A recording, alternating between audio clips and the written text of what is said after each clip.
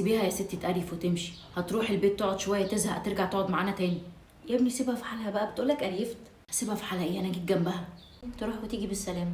الله يسلمك. عموما انا مش هضغط عليكي، كده كده لما هو يسافر انا هجيبك تقعدي معايا هنا كل الايام. استني حاجه اوصلك. يلا باي باي. الو. الو. يا بنتي من ساعه ما بهاء سافر وانا عماله احاول اوصلك عشان تيجي تقضي كام يوم معايا. مش كنا متفقين تيجي تقعدي معايا حبه؟ معلش صدقيني انا الفتره دي مش في المود خالص. خلينا بس نعدي الكام يوم دول وانا هبقى اجيلك. ايوه بس انا كده بجد هزعل منك، وبعدين ايه اللي يخليكي ما تجيش؟ ده انت كنت كل يوم بتنطي لي، لما ابقى لوحدي كده ما تعبرينيش. على فكره الموضوع مش محتاج زعل ولا الكلام ده كله. انا لو كنت قادره اجي كنت هاجي من نفسي. انت ليه تضغطي عليا بالطريقه دي؟ اضغط عليكي؟ من امتى وانا بضغط عليكي؟ ده انت اللي كنت بتزعلي لو عديت يوم ما قلتلكيش تعالي اقعدي معانا. ما تزعليش مني، انا متعصبه. المهم قولي لي بهاء جاي امتى؟ ما انت عارفه جاي بعد اسبوع.